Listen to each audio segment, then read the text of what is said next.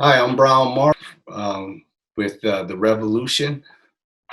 Yeah, I think I'd love to start talking about your beginnings as a musician. And I was really intrigued to see that the way played a role in your connection to Prince and your rehearsals with your band, and that just seems like such a significant space in that era. Can you tell me more about, that period of forming a band and finding places to rehearse and what the way meant for you in that time period? It was hard, We called it the Chitlin Circuit, and so what happened was, um, there's not a lot of money. I mean, I think I made $50 a weekend, $100 if I was fortunate, and so um, the club circuit back then for black bands, it wasn't very lucrative, and so when it came to places to rehearse, we didn't have ways to fund it and because there was just no money, and so we ended up rehearsing in looking for basements, people's living rooms, and I at one time I had the whole band piled up in my little bedroom, with the bed and everything in there. I mean, just drum sets everywhere. I mean, it was everybody just piled on top of each other. So that's how we had to do it. But as time progressed, the Way Community Center over North Minneapolis.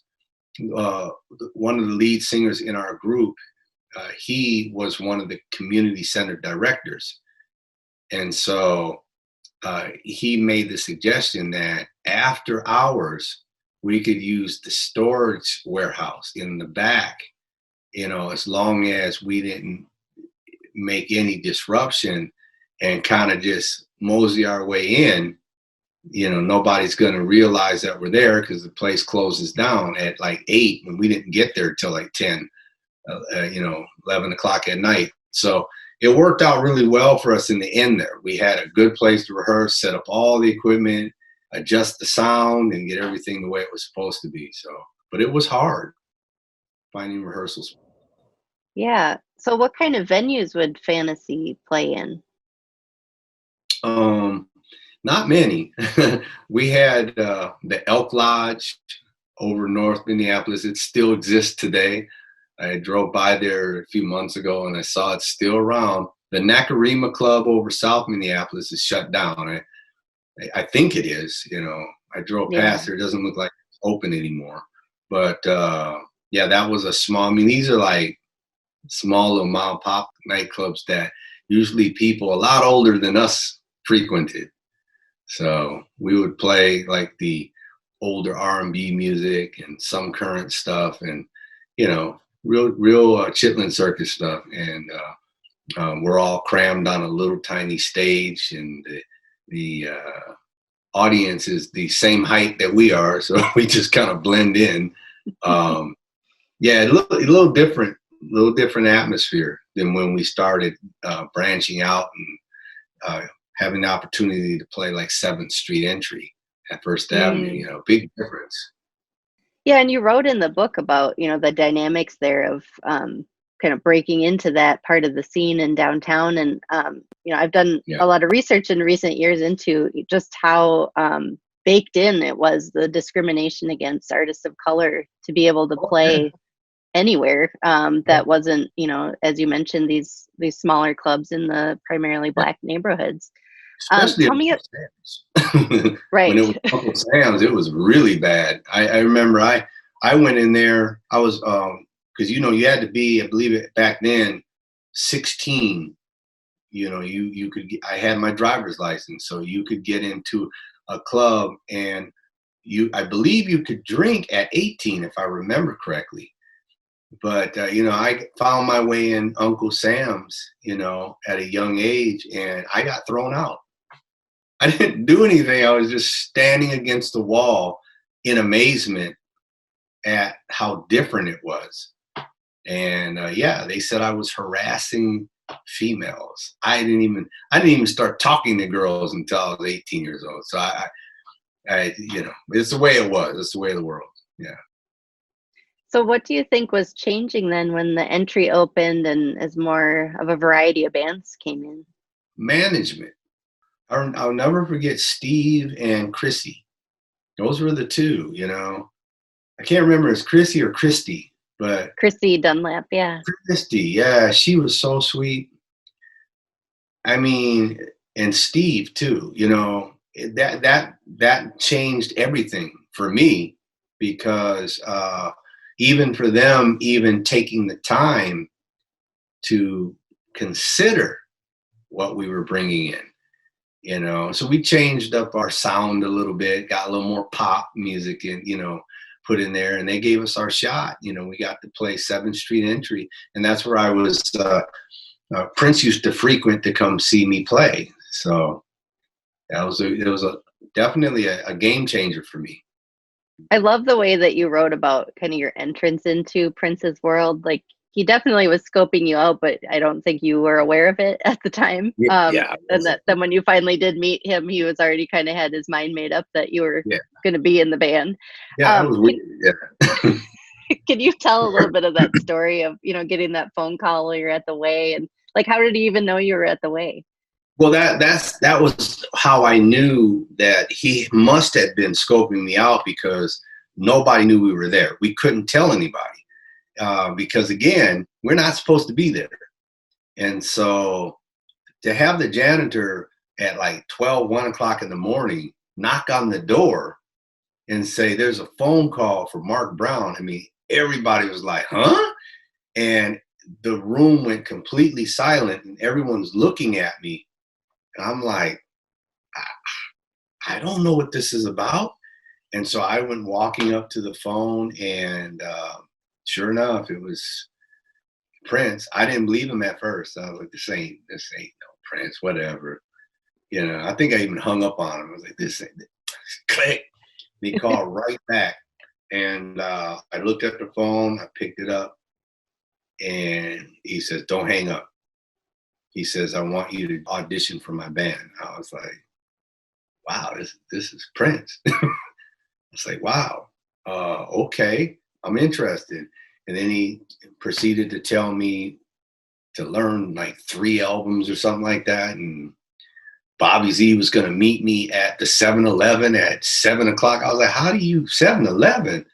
How do you know how do you know I work at 7-Eleven? You know, and so it was just really weird. He knew everything about me. And I think he probably knew where I lived, you know, most likely. He probably had my license, social security number. But it was all good. You know, that's how that came about. And then the way you write about the experience of Bobby driving you, you know, out to the house and that whole thing, it's just so evocative the way you tell that story. But you know, tell us a little bit about that experience of jamming with Prince and kind of feeling out each other musically for the first time.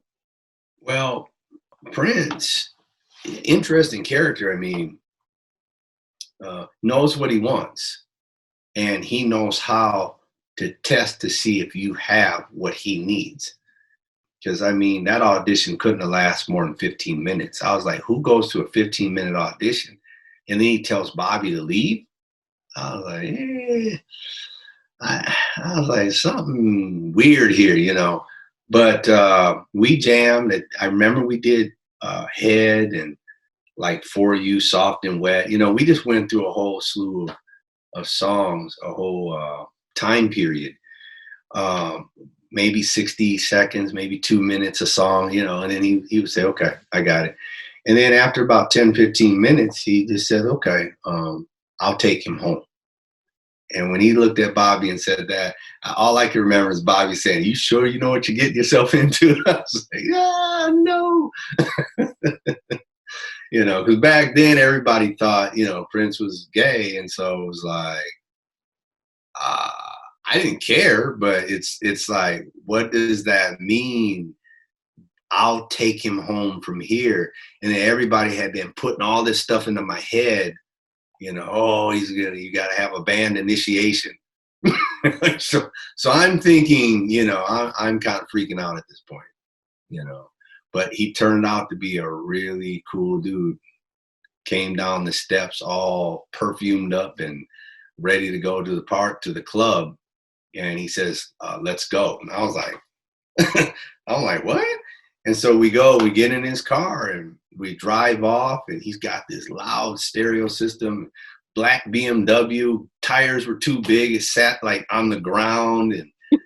And yeah, I'm this big dude and I'm sitting in this little car, and interesting. It was just interesting. And the music was phenomenal. Though. He let me hear Controversy album. Mm, It was just, I knew right then, this is going to be an amazing adventure. And then he told me, he says, you got the job if you want it. He said, but he wanted me to wait till Monday to let him know for some reason. I was like, I don't need to wait, bro. I said, I'll let you know right now. And he was like, no, I want you to wait. I want you to really think about this. And I was like, what is this with all this, think about it. You sure you know what you're getting into? So everybody kind of had that mentality, and I wasn't sure about that. I didn't understand it because I was mm, hungry. right. So for me, it was a no-brainer. I didn't care if I had to, like, clean the laboratory for the first year. I mean, it really, nothing mattered to me. Just to be in that, to get that opportunity, that's all that mattered. When you look back on it now, I mean, through all the experiences that you've had that you wrote about in the book, being in the revolution, like, do you understand that more now? Why Bobby would have asked you, like, are you sure? Are you Oh yeah, sure about this? oh yeah. I started to learn that very quickly. It didn't take long for me to figure out what Bobby was talking about, because I don't know what it was, maybe my age or maybe my background, or I don't know. But I feel like he really singled me out, and he beat me up hard, mentally. And sometimes physically he would try, but I mean, he really, he was hard on me. But my mother was a very strong force in my life, and she always told me, ride the wave. This is a one in a lifetime shot, son. This is what you've been working for. Because I was in the studio trying to do my own thing and trying to find out who I am. And she was like, he's already where you're trying to go, and he's years in front of you. So she kept pounding that into my head, and it worked because I took a very humble approach to Prince, and it paid off. Even in the long run, it paid off because I could be bitter, I could be very angry, I could be very bitter, but I'm not. I love the guy. I mean, he was like my big brother. I beat up my little brother, and so Prince used to beat me up like a big brother. And I took it because I wanted to. You know, nobody twisted my hand and made me stay there. That journey was my choice, and so I accepted whatever was coming. Because I Right. was determined to get where he is. That was the goal. It's really incredible to think about your first shows with Prince and with that band. And I mean, man, what a transition to go from the Elks Lodge and the Nakarima and the 7th Street Entry, and then you're playing the Coliseum and you're opening for the Rolling Stones. I mean, did Yeah. you even have time to process that in the moment, like what was going on and how quickly your reality was shifting? Not really. Didn't have a lot of time to process it, but I thought it was strange. You know, I really didn't have a lot of confidence in how that Rolling Stone thing was going to work out. Only because I grew up, I'm a musician. I grew up and I know the divisions that exist. They were real. I was one of the group leaders in my band Fantasy, so I knew firsthand what was going on behind the scenes. So to go play with the Stones, I was like, wow, that's bikers and, beer drinking, wild, crazy people that love the Stones. They ain't gonna be thinking about some skinny little androgynous looking leg warmer wearing, I mean, how is this gonna work? So that was a fear of mine, but hey, I was like, I'm going with the ride. It's a journey now. What was the kind of reaction after that in the band? I mean, that must have been such an intense experience to go through together, to literally have garbage thrown at you to hear a crowd that size booing. I mean, it's such a just a watershed moment in Prince's development, certainly. But I'm wondering, amongst the rest of you, like how did you move forward after that? What was the conversation like in the band? Everybody, I think, everybody was pretty quiet. It was a speechless time. Prince was embarrassed. Nobody can tell me differently because I'm the new guy on the block, and he was worried about that because he made a special trip to pull me aside and talk to me about it. I mean, he had a very lengthy conversation with how I was feeling, and he was very forthcoming in telling me and assuring me this is not our audience, and he kept saying that, and I was just like, well, I know it's not your audience, it's the Rolling Stones audience. But you could just tell he was really worried about how I was taking it in. Is this the way it's going to be? Oh, I don't know if I want this. And, so he was worried. That makes sense.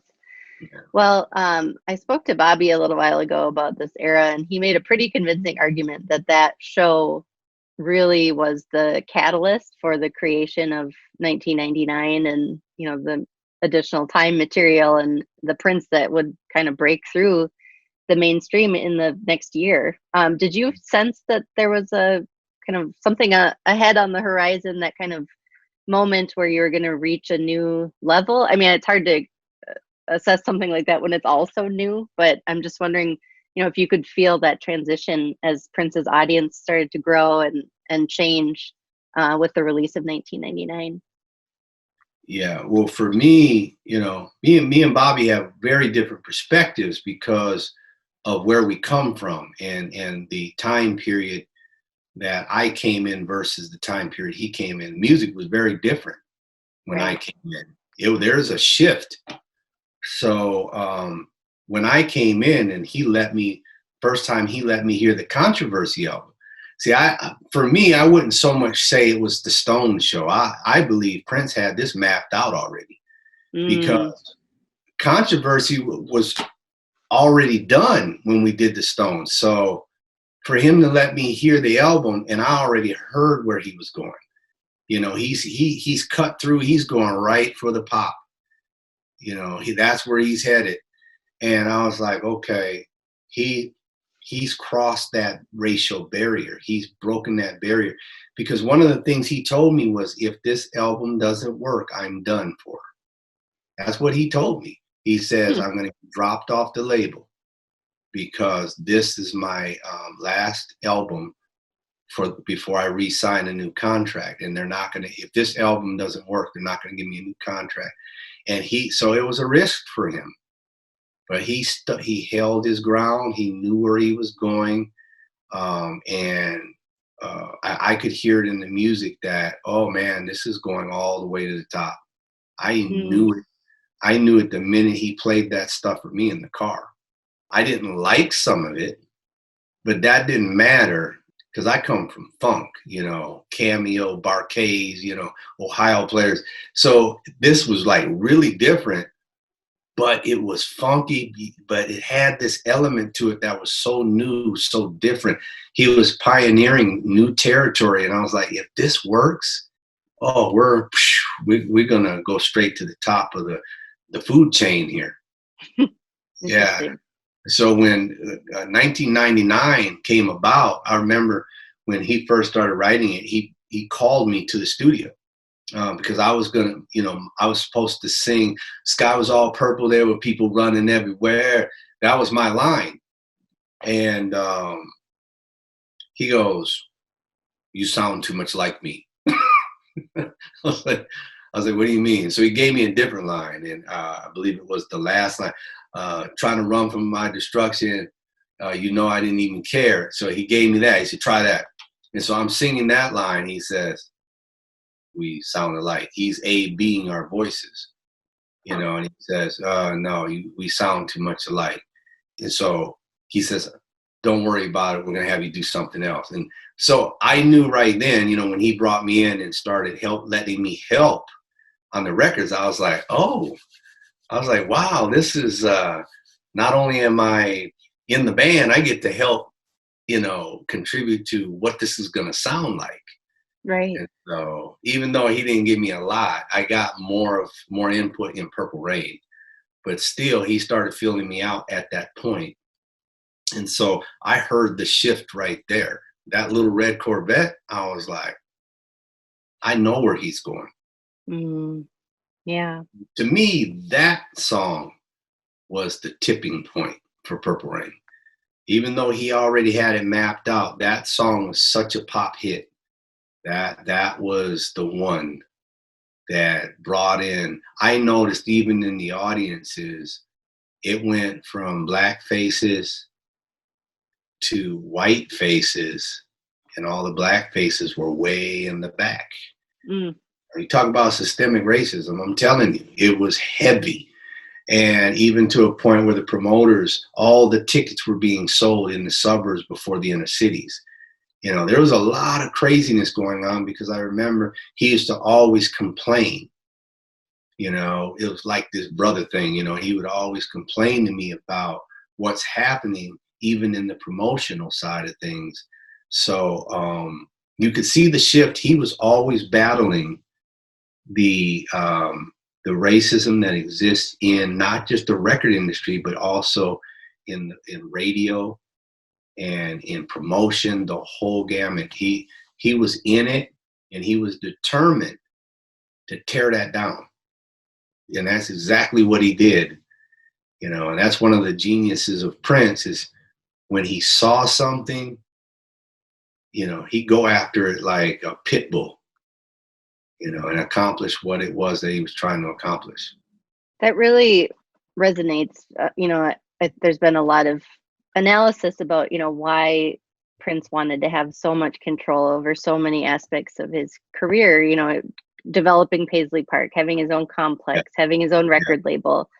Like, is that it? Is it because there were such poor experiences in the industry because the racism was so baked into every layer of it that was his way to kind of gain control over that? you know it's the same today. We live in a world of monkey see monkey do. That's how the industry works. Throw it up against the wall, see if it sticks. Oh, everybody go that direction. Oh, there's a hit song, everybody go that direction. Everyone tries to sound like everybody. Man, Prince wasn't trying to sound like nobody. He was like, you're gonna like me or you're not. And for all of you who don't like me, oh well, I don't really care. you Right. know, he just had that kind of thing about him, and he wasn't about to follow the trends. He was going to create them. By far, he was not a follower. He was a leader. And all he taught anybody that worked with him, one of the number one things that I took away from the college, the University of Prince Funkology, was how to be a leader. You got to take the lead. You can't be afraid to step outside the box. Who cares what people think? Give it from here. If they don't like it, too bad. Keep doing what you do. And that's what got him over all the time. One thing that really stuck with me after reading your book was just how like terrifying it was to be in a band that was famous, and the levels of physical and mental danger that you were in. I guess I had never really understood it to be so just so severe. And I just wonder, what was it like for you to retrace these things that had happened to you while you were in this era of your career and to write about it? And I mean, it must have been a pretty heavy side of things to revisit for the book. Well, I went to therapy. I had a therapist, and he told me, he said, you should write down the stuff that's troubling you. I remember he said to me when they put me on medication, he said, I can help you with some of the depression, but I cannot help you with life, because life happens. It's what it is. And you have to find a way to really combat that. I mean, he really, the therapist was really understanding of the uniqueness of where I came from. So the book became almost a therapeutic outlet for me. So I had been writing this book for good 15 years now, little Wow. pieces. Yeah. And so um, back in 80, no, not 80, 20, like 15, 2014, 2015, Prince started calling me out to Paisley a lot. He'd fly me in for a few days, and he started working with me again because I guess maybe he was trying to experiment with my sound, my style in reincorporating. I think he was looking for a revolution type of a sound again with a new unit, and so he would fly me out quite a bit, and I told him, I'm writing a book. And, he kind of gave me that look like, oh, you are? Interesting. And I said, it's not a book about you. He says, oh, okay. And I said, it's a book about me. And you're just in it because I played with you. And he goes, well, I hope you let me read it before you put it out. And I said, I will. I said, I will. I said, before I do anything, I will send you the transcript and get your blessing on it. I said, you ain't gonna like it, but I'm gonna send it to you and get your blessing on it. I said, truth is truth. I said, I'm not bashing. That's not what I'm about, but I gotta tell my story because that's my therapy. Now it's about me. I was a soldier. I gave him my years, my whole youth. I gave it to him. And so now it's my turn to take care of Mark. And so he was cool with that, but then he passed away, and that was really sad for me. And then everything that I was working on went on hold from that point on. And then after a couple of years with the revolution, I decided I'm going to re-explore it. And I had some different ghostwriters that I was experimenting with, but I really wasn't liking how the translation was being changed. My voice was being changed. Mm. And even with, who I ended up, working with, my voice changed a lot in the book. And I was like, I don't like that. So I took a lot of it back. And before the last editing, was a girl that I knew. She's a professor in journalism and an editor, and her name is Carmen. And so I got with Carmen and I let her read it, and she was like, okay, this is how we get your voice back. And so methodically, one chapter at a time, she started helping me rebuild my voice. And then I was happy. Then I sought to release, and land a publisher, and that's how it came about. What a process to go through. I mean, to Yeah, start internally before you think about what you want to release yeah. to the world. It's really difficult because if you're not a writer, I'm not a writer, so but I know what I want to say, and so when you come from a world like where I come from, you have to deal with other people's viewpoints of what they think you're trying to say, and they interpret it the best way they know how. And then what happens is a lot of the humor, a lot of the real heart-wrenching pieces, see, they start to fizzle away. And I was like, no, that's the story. You got with the fire, you got to have the fire in there. You got people have to see what I was feeling and hear. So that was the process. That was the hardest process, to be able to write it and deliver it in a way that you could really feel what I felt. See? And so I think between me, Carmen, and Cynthia Urick, I think we really found that balance, and we were able to finish this book, in a way where people will really get to hear it from my voice, Right. Now they took a lot of stuff out when they edited it because I had some pretty wild stuff in there, and they were like, Mark, we might have to pull some of this out. I was like, okay, well, I'm just writing. I'm just telling y'all how it was. And so, Wow. yeah, it's watered down. Huh. Well, maybe someday we'll get the director's cut. Hey, yeah, that's like the when I start doing readings and stuff, I plan on reinserting a lot of side notes. Yeah. Yeah. So. Wow.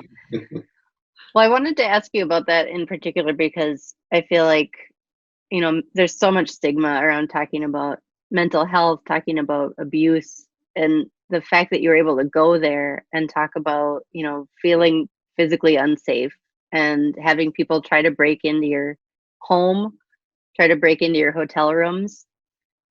I imagine at the time that wasn't something that was talked about as much, or if it was, it wasn't maybe regarded in the way that we would talk about it now. I mean, our understanding has just changed so much, and the conversation around it has changed so much. Yeah. Yeah. Well, nowadays, I think in Minnesota, don't they have closed carry law? You can concealed. Yeah. So Yeah, we do. you can carry guns. Back then, it was illegal. So, I've had some run-ins with the police and I've had my weapons in the car and stuff. But what do you do? It's very scary. Prince was rich, not me. He could afford all the bodyguards. See, me, I had to take things back to the street. And so the fear was real. It was real, but you had to live with it. You had to deal with it. You had to process it in the best way you knew how. And I don't think Prince realized that. See, he was so guarded. I don't think he realized the danger that I was in. I can't speak for the rest of the band. I've spoken with the girls, Wendy and Lisa, about incidences that I know happened with Wendy. There, some scary stuff, but it's not my place to speak on it. But with me, there was some scary stuff going on. Yeah. And so I put some of it in the book. It ain't all in there. That book would have been, this thick, but I put enough in there where people could understand that walk, coming home, all your lights out, and a shadow walking towards you. I mean, laying in your bed and the cat's hair stands up on the back of his neck. And you've seen that. You see it in movies, right? And he starts hissing at the window. I'm like, who hisses at the window for no reason? So there was a lot of scary stuff. And I'm really happy I developed a really close relationship with the Eden Prairie Police. Which nowadays, people, they beat down on the department, police and what have you. I understand it. Police, that's a brotherhood. I felt it firsthand because when they started looking after me, I became part of that. I mean, I've gotten phone calls across seas and said, we found somebody in your car. Now they done broke in my house, stole my car out the garage, and they're driving down the street. But because the police know it's my car, they knew to call me and say, hey, do you know this person? I was like, no, what are they doing in my car? So my relationship with the priest, I really start to understand the brotherhood that was behind it. Nowadays, in some instances, it goes from brotherhood to gang. And that's where I think, a lot of police get a bad rap. Not all of them are like that, but there are some bad ones out there that give them all a bad rap, Right. But growing up in that time period, I was fortunate that I had a good relationship with the Eden Prairie Police Department. And then I don't know what happened. I don't know what they have on file or whatever, but a lot of times when I would get stopped, I would get a pass a lot. I'd be whipping down the street 100 miles an hour, but they would, Mark, slow down, Mark. or they catch somebody that was at my house, and they call me and say, "We caught this guy peeping in your window. Do you want to press charges?" I'm like, "Heck yeah!" So my relationship was very different with them, but as far as weapons and protecting yourself, I mean, you had to, you know, that business, you're an open target for psychos.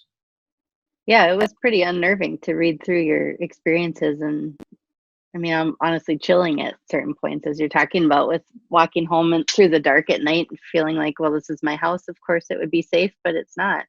You just don't know Yeah. who's out there. Yeah. Wait till you read the second book. I'm getting a little raunchier in the second. I mean, I'm comfortable now. So the second Found your one's gonna groove. have some pretty heavy stuff in it. So Wow. Well, I want to ask you about what's probably not the most fun thing to talk about is that, kind of as the cracks are starting to show in your relationship with Prince. And I guess I didn't realize quite how that whole situation with the song Kiss played out, but it was, I mean, reading it, you made it pretty clear what happened and where the lack of communication was, and the feeling of betrayal. And what do you think that was kind of the beginning of your end, with feeling like you needed to start thinking about other options? it started way earlier than that, but that was like the straw that broke the camel's back, because I had already knew I was going to quit after Purple Rain. I had enough. I was done, and that, I write about that in the book. People will understand what had happened that got me to that point where I was like, you know what, I'm done. But me and him remained friends, see, and our relationship shifted more business. I was now a writer, a producer. I had written for Atlantic, Warner Brothers, Motown, Solar. So I was on my way to becoming a known producer. And so the business relationship changed. I had my own recording studio. I also had a studio at Paisley Park, a little small production studio. And so I would get some overflow sometimes of work and things like that. So the relationship changed between he and I. And so instead of me being bitter and angry about stuff, I kept that open.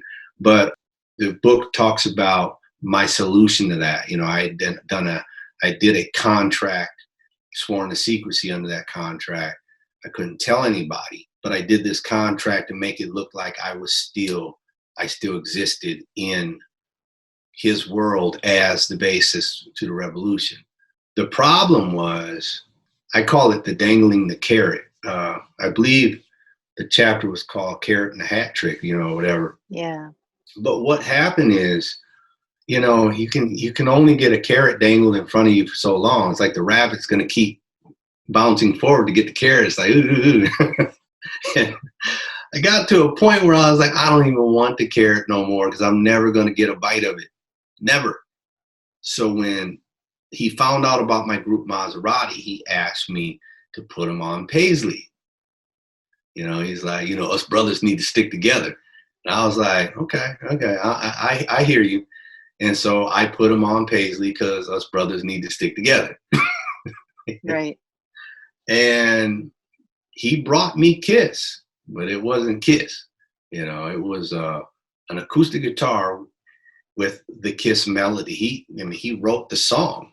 The lyrics were amazing. I loved the concept, but I hated the song. And he said, just see what you can do with it. And I went into the studio and I added a beat. First thing I was like, okay, we got to make this. I got to put some brown stank on it, And so I was like, and I was like, okay, yeah, that's it. And then I was like, okay, it needs some swing. I was like, oh, that's it. So I started building the beat, and then I put the bass on it. I was like, oh, that's it. I was like, ah. And then we put the guitar in, and it was like, and I was like, okay, it's good, but something's not not clicking. The engineer that I always used was David Rifkin. Now it's Bobby Z's brother. Great producer, great engineer. And he always had this trick where he would trigger something from on a thing called Keypex. So he would take the hi-hat and trigger an instrument off of the hi-hat. Mm. And so he says, Mark, I got an idea. Let's Keypex the guitar and see what happens. I said, man, yeah, let's do it. Ding a ding a ding a ding ding a ding a. I was like, oh, that's it. And then we put the words on it, and we knew we had a hit. We knew it. It was like, oh, this is it. First single, this is the hit. Prince walks in. I was like, dang. Because I knew automatically what that was about. And the first thing he says to me is, so what are you doing right now? And I was like, we're gonna go have some lunch and then, come back and finish up. How long are you gonna be on? I said, about a couple hours. He said, you should let me work on it. And I was like, I'm thinking to myself, at least he didn't say, I want to take that back. He said, let me work on it. So I'm thinking, good. He takes the whole reel, the 2-inch reel off, brings it into his studio. He was in, I believe, Studio A. And I think I was in C or B or somewhere. And Lionel Richie was in one of the other studios, over at Sunset Sound. And so I get back about 3.5 hours later. He says, he sent somebody out to get me. I go into his studio. He says, okay, sit down. I want to explain something to you. And I was like, oh, here we go. And then he goes, this is a hit song. And I said, yeah. He says, it will sound better on us. And I'm like, us, huh? Us? What do you mean us? He's like, the revolution. And I said, I said, so that means, I'll have royalties on a Prince record. And he says, yeah. He says, I'll take care of you. And I was like, I'm seeing dollar signs. I'm like, ching, finally the payoff, right? And so he lets me hear it. Nothing changed. He just put the guitar in, he put his voice on it, and it was a masterpiece. I was like, this is a hit. And so I'm happy. I told the band, they were mad. I'm happy, they're mad. But we went our separate ways. And I was still in LA a while later, and I'm driving down the street, and I hear it come on the radio. And I was like, wow, I wonder why nobody told me when it was going to be released. But anyways, then I'm in the hotel room, and I was just glancing at MTV, and I see the video, and it was him and Wendy. And I was like, wow, dude, you can't even put me in the video? And then so I went and got the album. I went to a record store, and I read the credits, gave me credit for hand claps. I got credit for hand claps. I was like, wait a second, dude. So me and him, that was a big fight. And, he said, oh, he'll take care of it. And Baba never did. I was too wet behind the ears, too young. I didn't know enough about business. So I wasn't going to go get a lawyer and all that. I mean, this was my friend. So Right. I wasn't going to go that route. But I didn't know what else to do. And then by the time I got smart enough to realize what to do, statute of limitations had run out on it. So Kiss was a loss for me, but that left a really bitter taste in my mouth for years. But later, before he passed away, he said to me something really interesting at Paisley.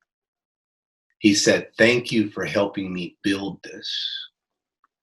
And I remember I looked at him like, wow, you're welcome. I mean, that acknowledgement meant a lot to me, because man, I gave him the best of my years. And then he goes, I know things weren't always right between you and I. He says, but we're gonna make it right. And so I was like, I'm touched by that, and then he goes, this is your place too. And I remember I was like, wow, dude, okay, you stretching it. I said, you gonna give me some keys? If it's my place, you gonna give me some keys? And he started laughing, but because I knew that was a joke.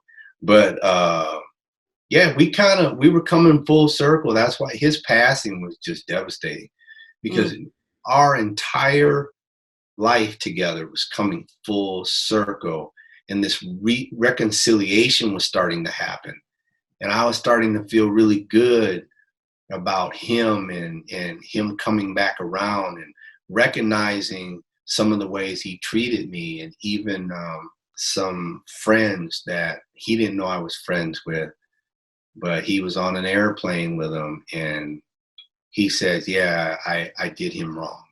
I wasn't nice to him. Because that friend came back and told me that, and I was blown away. I was like, are you serious? And he says, Mark, I don't think he knows you and I are friends, because I don't think he would have said that if he knew I knew you. He says, so keep it under your hat, but I just wanted to let you know how he really feels. And so that's when, you really started. I always knew Prince had a lot of love in him, but at that point, I really got to see, as this, he loves us. Then I went into Paisley, and he had murals of, I'm in there. There's a mural, and and I was like, whoa, that's love. That the dude has love for us, and so all the bitterness that I had, the anger that I had, I'm glad I chose not to become tyrannical or attack him, legally or anything. I remained his friend. And by me doing that, he let me into his world again, more as a friend, and I appreciated that. Yeah. Wow. That's so beautiful. I'm so glad that you got to have that exchange with him. Oh, definitely. Yeah. Well, I wanted to ask you a little bit about the era leading into Sign of the Times. There's just so much music being made in that period. I mean, it's a mind-boggling, really, how much music was pouring out. And I'm wondering, how involved were you in the development of, the Dream Factory material, leading into Crystal Ball, and how aware were you of what he was doing, and just any kind of memories that come up for that period? Like with Purple Rain, Prince was always a couple albums in front. Sign of the Times was actually being created with the Revolution. See, we were working on that stuff way before that album was finished. Dream Factory, all that kind of stuff. So what Prince does is he's already ahead, and then he just shelves it. See, until it's complete. And he knew my time was coming up. He knew that contract was running out in 1986. See, and so I knew that bothered him. I know that it did, because I could tell by his behavior, not just with me, because he was pretty mean. That whole parade tour, I was behind the piano, and he put 3 guys in front of me. If that's not him letting me know that he's angry, right? He basically let me know he's mad at me. But I'm cool with it. It's like, we made a deal, and we were both happy about the deal, but you could still tell it was tugging on him. But by the end, the last gig in Japan, he went on a rant. He was, smashing stuff on stage, and, he was pretty angry. I knew what a lot of that was about. I knew, because I knew I was gone. And I think a lot of that anger, and I could be wrong, but this is just my opinion, that he knew he had to now rebuild. See, because I was the bottom end of the revolution. that my whole bass style, my whole rumble, my whole roar, growl, all that top end, Wendy and Lisa and Matt, I mean, that was still there, but the bottom drops out. Now you got a whole different thing to deal with. So I knew he was struggling with that. And how I know that is because right after he disbanded the Revolution, he called me out to Paisley and he asked me to be in New Power Generation, Sign of the Times album. Huh. Matt had already contracted with him to do it. Everybody else was let go. I had quit. And he's asking me to come back. I mean, it ain't been 6 months. And I was just like, dang, I said, Prince. It was Sheila on drums. It was Levi, Miko Weaver, me. It was going to be a phenomenal band. But I said, I got to move on. I said, my time is over. I said, I gave you my best years. And I said, I got nothing to show for it. I got some fancy cars. I said, a studio. I said, but, I said, it's time for me to really find out who I am. And he respected me for that, because he kind of just shook his head. He said, I can respect that. And from that point on, man, our relationship really changed. It was more of a respect that he had for me from that point on, that I could stand up to him and say, I'm done. I'm not going to take it anymore. So that's about as much involvement I had with Sign of the Times up to that point. It was all, pre Sign of the Times, and like with Purple Rain, like Dream Factory and things like songs like that, it was a jam. We would jam a lot of stuff for hours and then he would shelf it.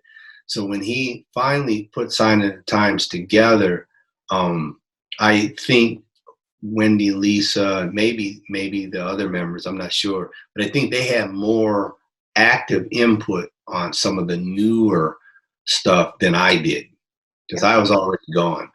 But I know that a lot of that album he pulled from when we were jamming on it earlier on, Right. So, yeah. Right. Yeah. It's I think it's pretty fitting that there's it's going to be a beautiful night. That's the Revolution, Prince and the Revolution live. Absolutely. And it really shows. It's almost like a way to say goodbye a little bit, or maybe like that's the closing of that chapter, including that song on the Sign of the Times album. Yeah. What was it like for you to have that material come out later once you had already kind of departed? It was cool, but you got to remember, I had a different attitude. I'm a little bitter, even though I'm maintaining a friendship. I still got a little bitterness in me, because it's like, where's the money? See, what good is the fame? And I had 22 gold and platinum albums on my wall, 2 American Music Awards, and something like, I had two Grammys, but 6 placards, Grammy placards for different involvements with different music. I had Ampex awards for being a producer. I had all these awards, and I'm just like, yeah, but what good is it if you don't have the reward? You don't have anything to show for it, And what was really hard for me was people come up, and this was the hardest thing. People come up to you and, they see how you're living, they see how you're rolling, and then they go, man, you guys must be loaded.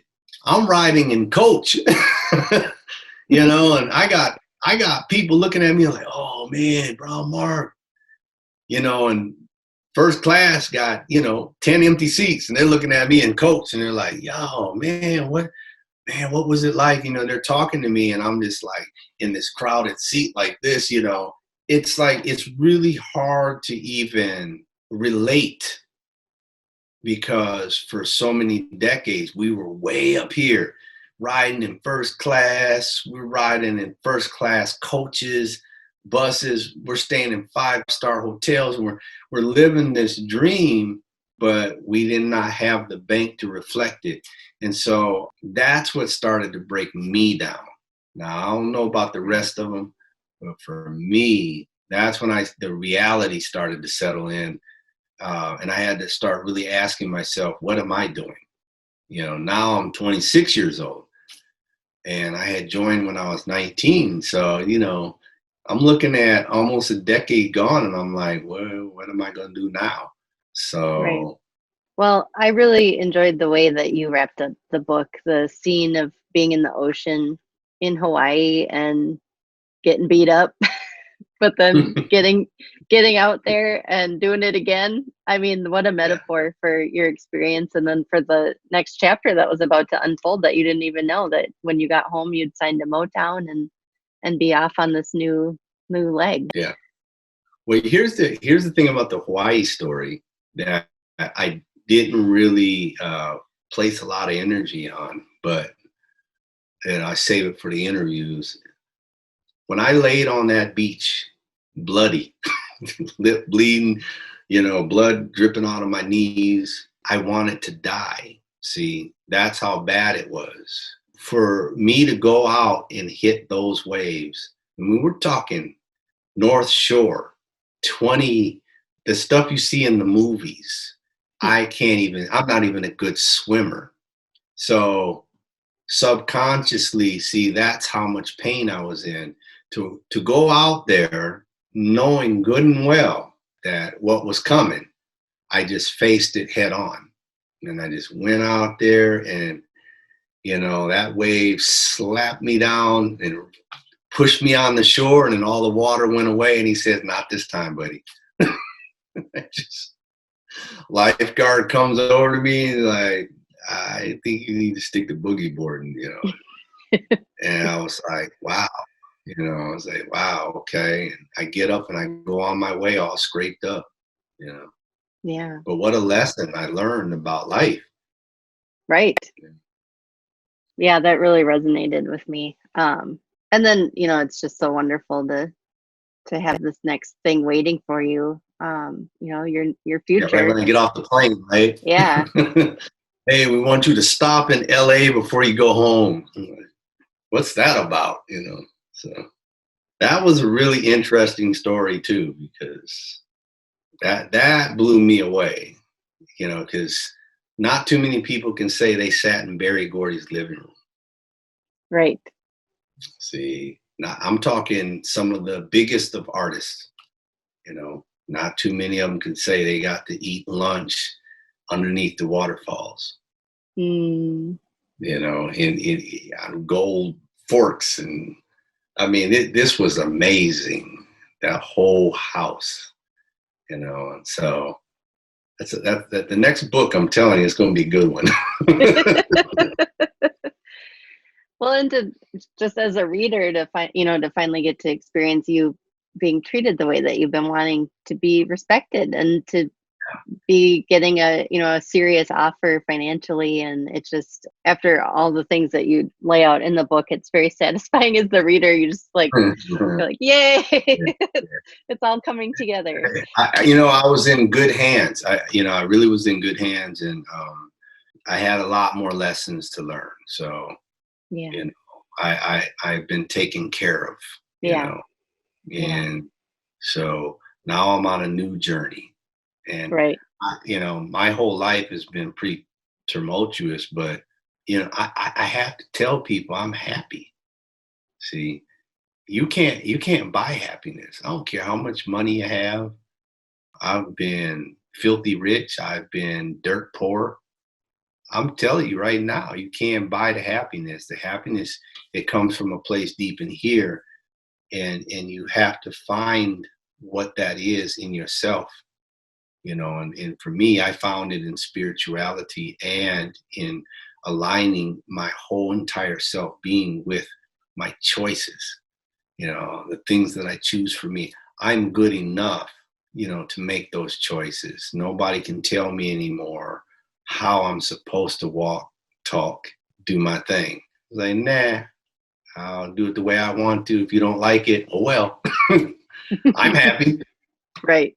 Right. So, Well, I have one more question for you if you have time. I know I've kept you for quite a sure. while already. Oh, good. This is outside of the book, but well, kind of related to the book because you talk about growing up in South Minneapolis, and being rooted around that neighborhood and around Central. And that neighborhood has now made international news with the Yeah. killing of George Floyd. And I just can't even imagine what that's been like for you to watch that play out in an area that you're so familiar with. But I'm just wondering if you have any thoughts to share on, what this experience has been like for you these last couple of months. Right across the street is where in the book I got attacked by skinheads. Oh, wow. Yeah.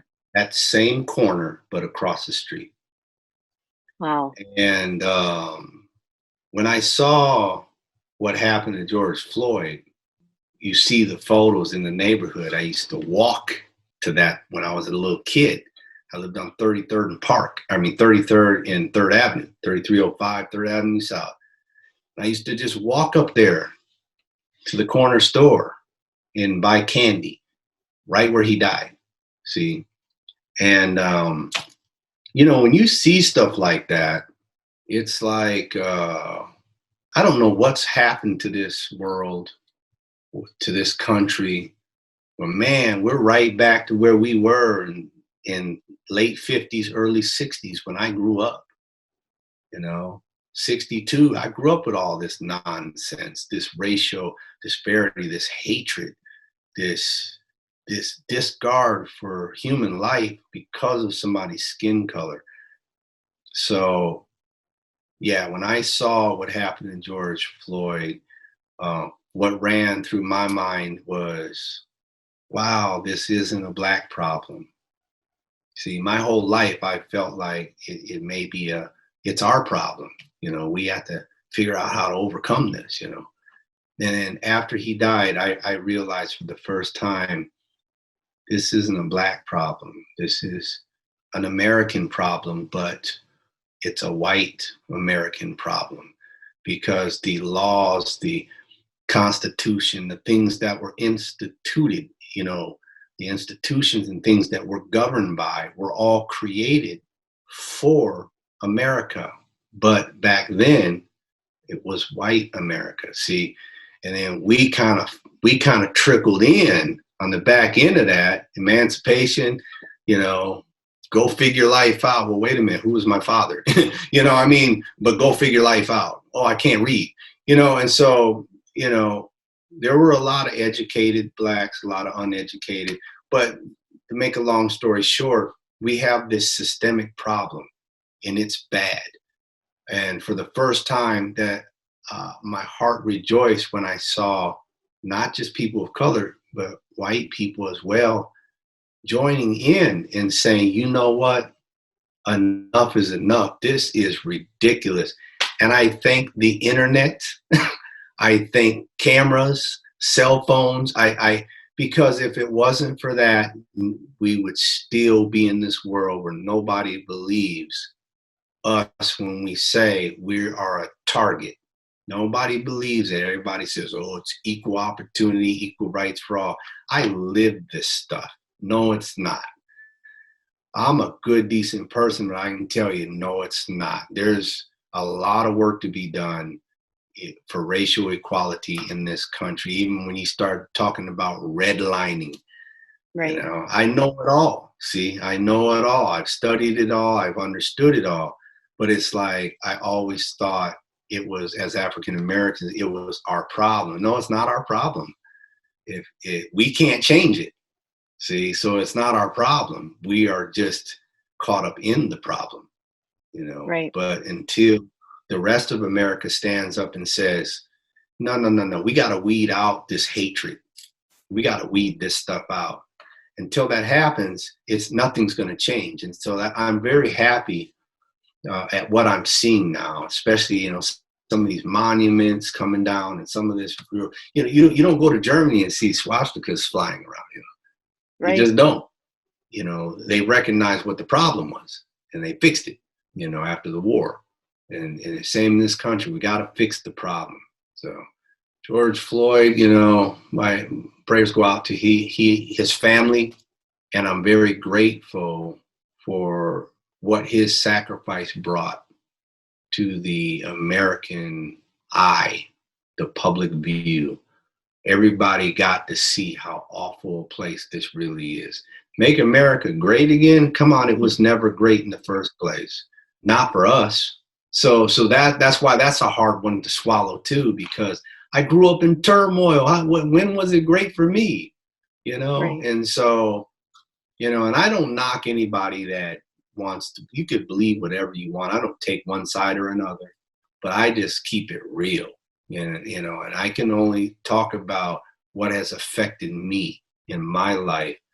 And for me, it never was great. So it was hard for me to understand this shift that took place in the past few years. It's like, what is happening? We're going back. We're going backwards. We're not moving forward. What is going on here? And so, you know, it's been like this roller coaster ride with this, you know, sometimes I get depressed because, you know, you start thinking about all this garbage that's going on, and it's just like, it's ridiculous, you know. And I live in the South. I live down here, you know. Sometimes I get scared to leave the house, but Mm, it's the way it is. yeah. Where are you living now? I live in Atlanta. They just murdered that boy here down in in Savannah. Just going for a jog, went to an abandoned house. I've done that a million times. I'm Mm, not going in there to steal. There's no doors. right. Just walk in and go, wow, you know, look at this. Wow, this is cool. And then he loses his life for it. You know, the system has to change. And what it is it's fear and hatred. That's the problem. Fear and hatred. You know, Yeah. you fear what you don't know.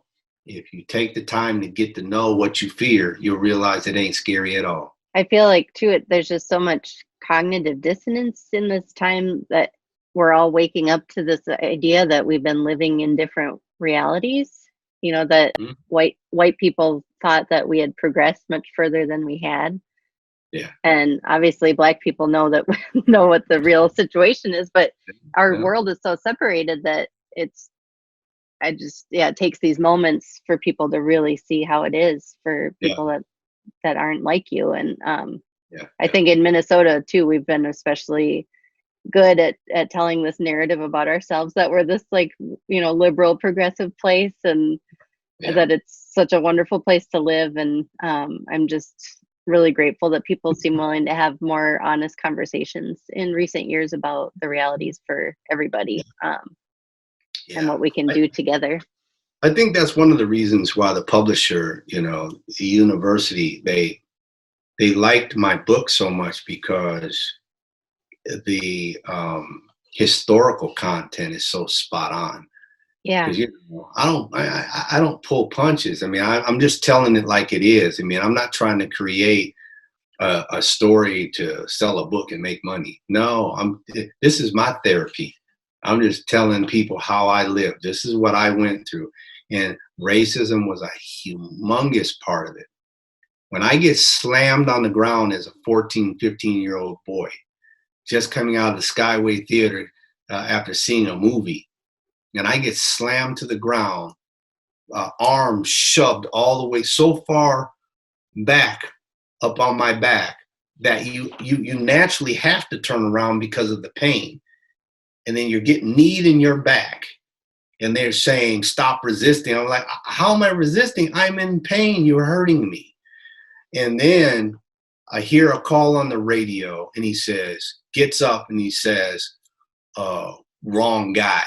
Mm, No sorry, no nothing. And then he runs off because he realized that I had nothing to do with whatever they were looking for. Where's my justice? I got scuffed around on the ground and almost beat up. And that's just one of several incidences growing up in my life. And people don't understand how that pain touches people like me.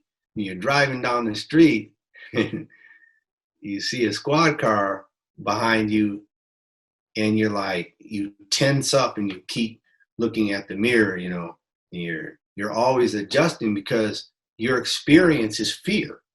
See, people right. don't understand, and people want to argue about privilege and things like that. Well, see, that's what we talk about when we start talking about privilege. I don't have the privilege to drive to the store and feel comfortable. That's what we're talking about. Real simple aspects of life. We're not talking so much about wealth and all that kind of stuff. We're talking about the simple things in life that I don't even get to do. You Right. know, going going to a gym to work out in the South, and Big Chick has to scare everybody in the place because they don't want me there. What an experience, as a kid. So yeah, I'm glad. I'm glad that this change is ushering in, and I hope it continues on. Me too. Well, I Mhm. really appreciate the work that went into making this book and the documentation. As you say, it's so important, and the historical facts about the Twin Cities. I mean, you even mentioned King Solomon's Mines, which I love hearing Yeah, about that club. Like I just loved all those little details and the way, and your early days making music. It's such an important document of that period. And just thank you for doing this. This was really great. It was nice to talk to you, and I hope you have a good rest of your day. absolutely. You too. All Bye. right. Bye bye.